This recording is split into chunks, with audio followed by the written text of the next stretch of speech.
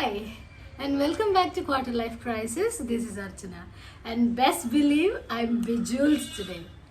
By now, it is no secret that I am a Taylor Swift fan through and through. So, today I wanted to share what it has been like growing up with her music and living in the same era as her. She is not just someone I admire, but she's a force who profoundly shaped who I am. Okay?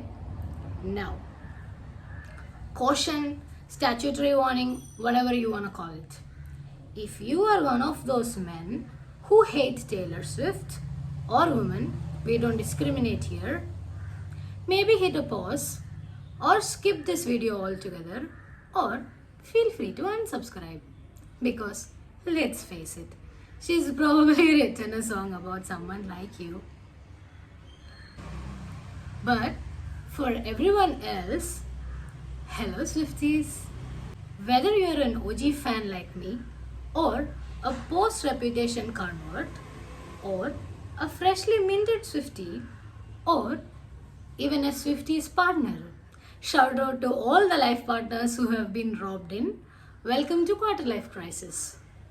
Here, I'll share my experience with her music, her strength, her charm, her influence, her generosity, and her business acumen, and her sheer willpower and how it shaped me.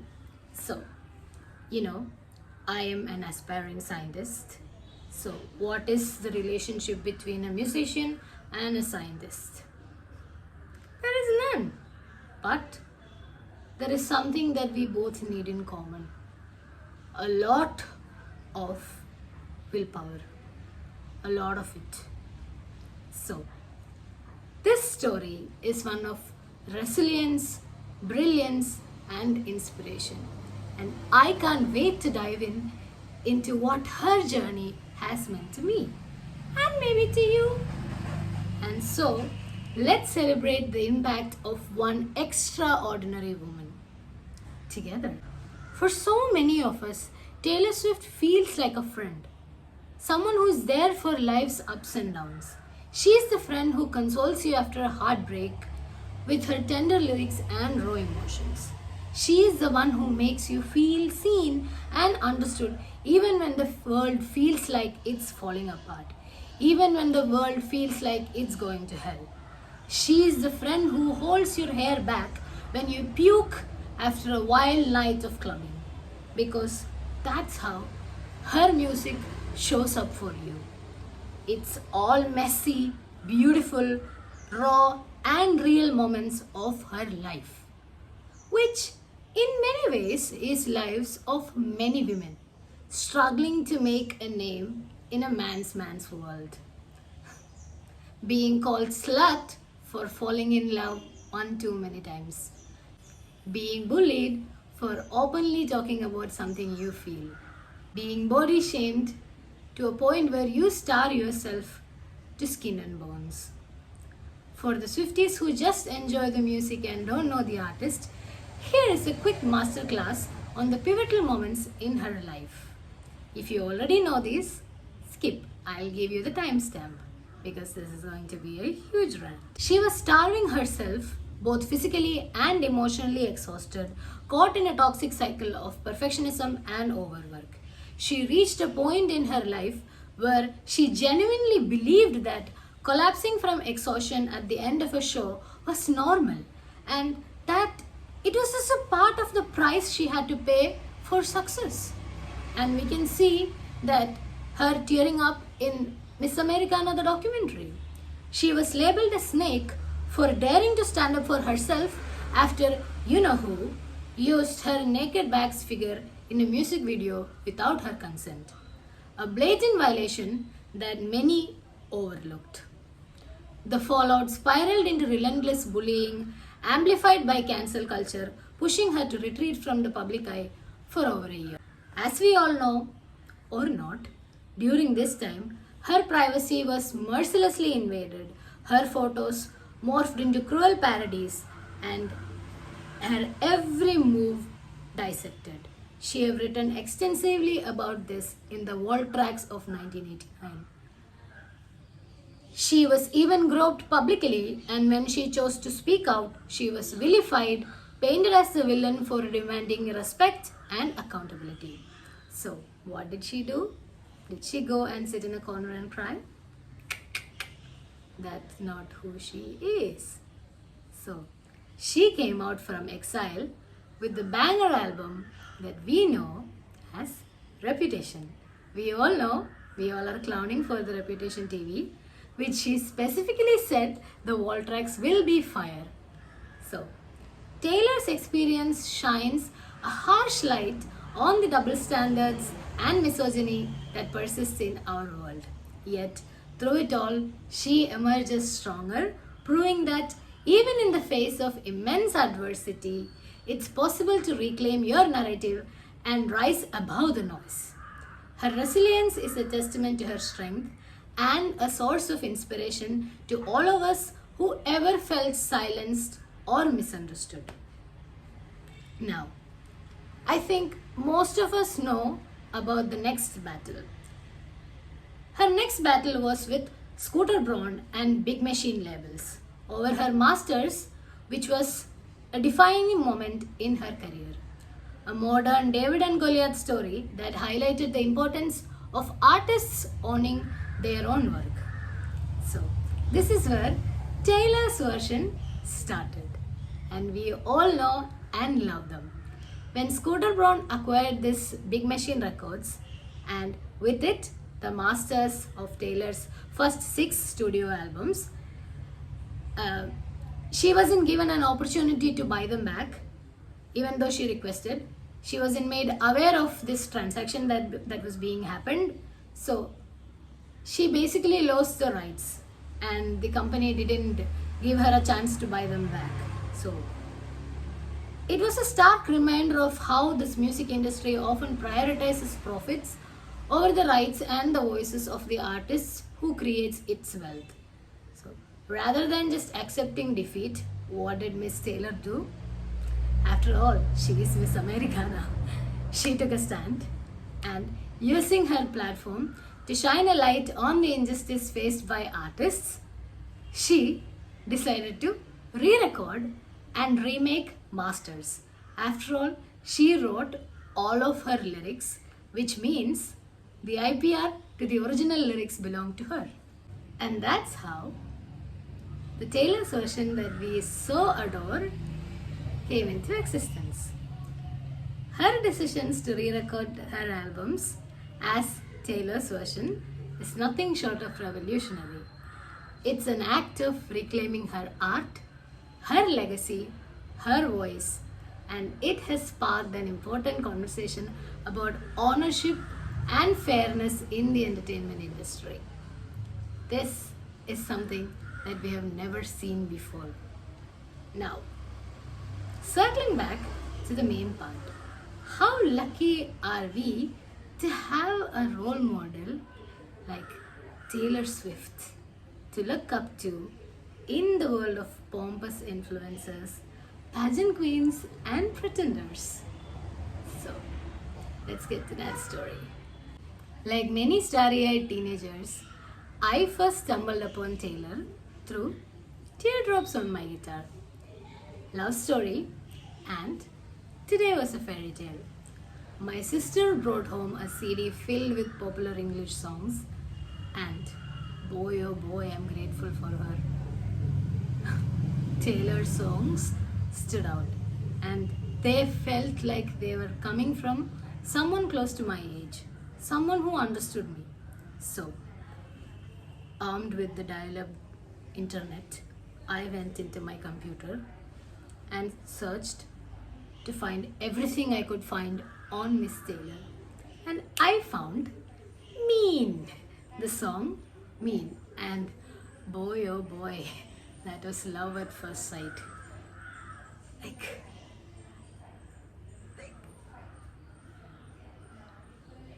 it was a song that felt like it was just been written for me.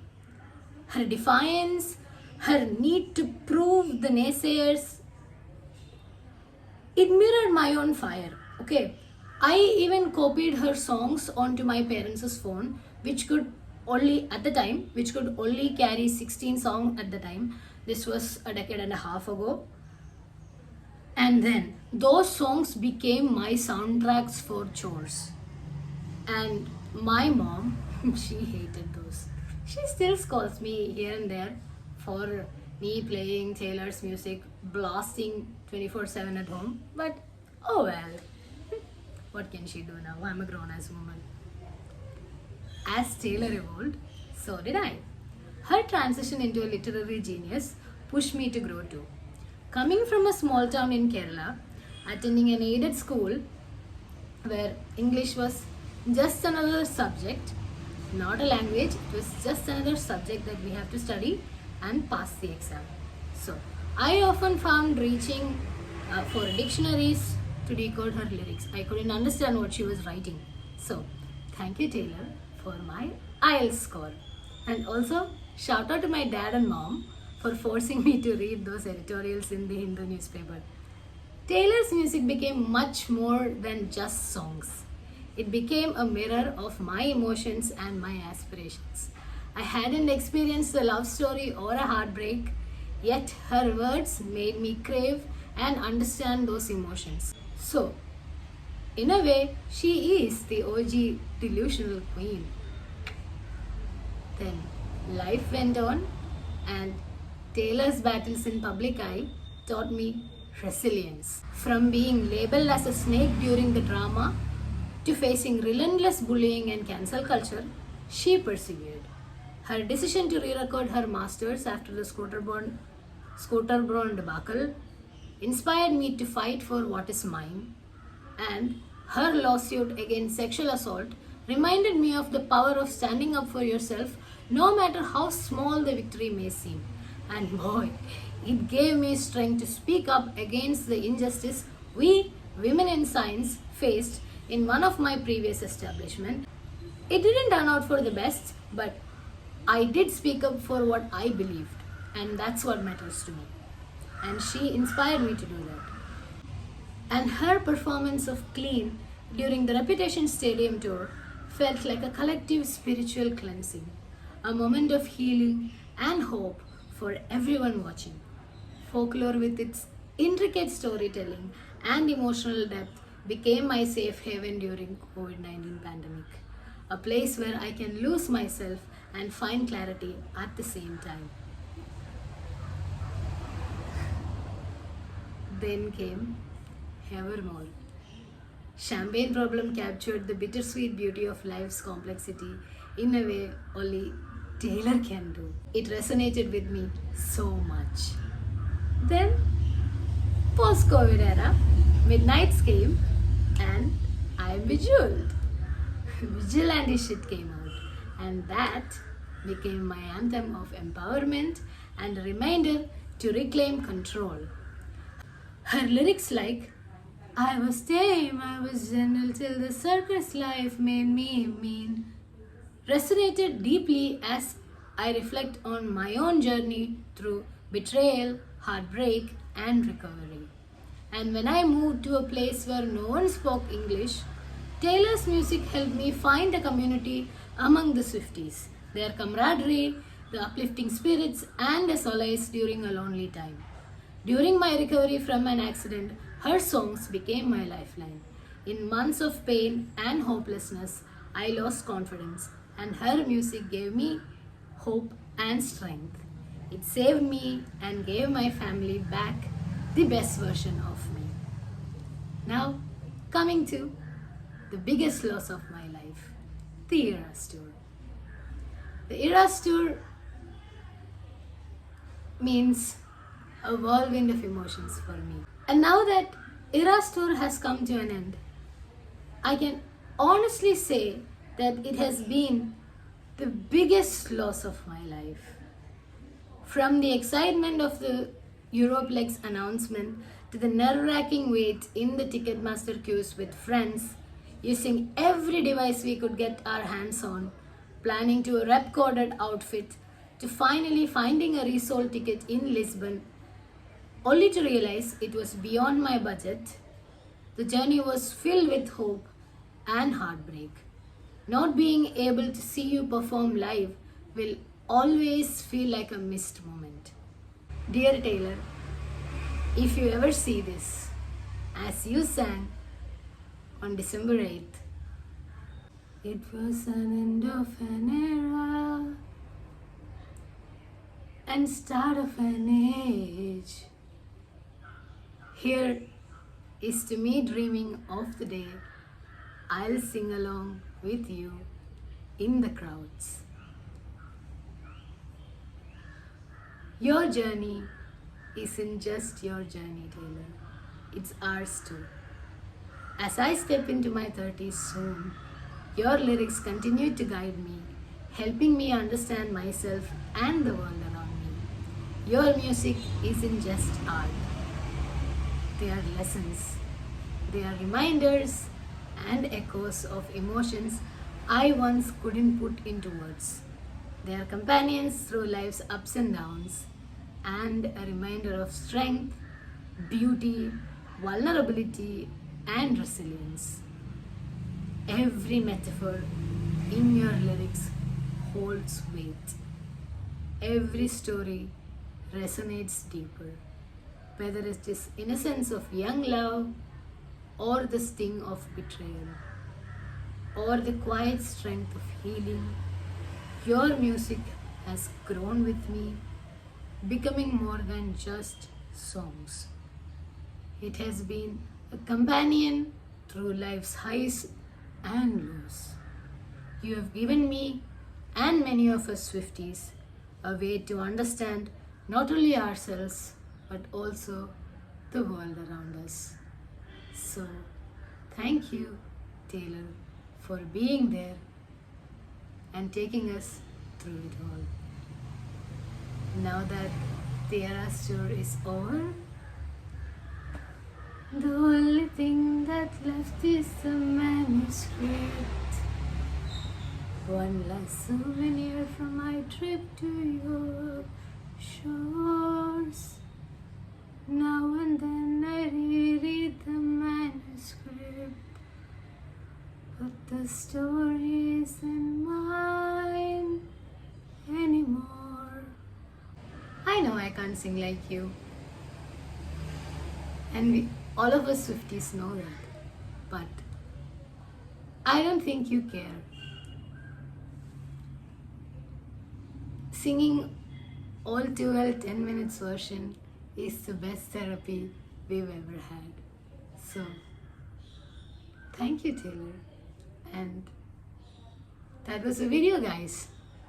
A video made just for you, Swifties, from an OG Swiftie who didn't get a chance to go and witness the Eras tour. I'm getting emotional now, so I'm gonna go. If you wanna find more of my content, please make sure to like, share, and subscribe. And if you want to follow me on Instagram, the link is there in my channel, and it's Archana Raghunathan on Instagram. And that's a video, guys. See you. Bye, Swifties. And don't troll me for my singing. I know it's bad. I'm a self-aware queen.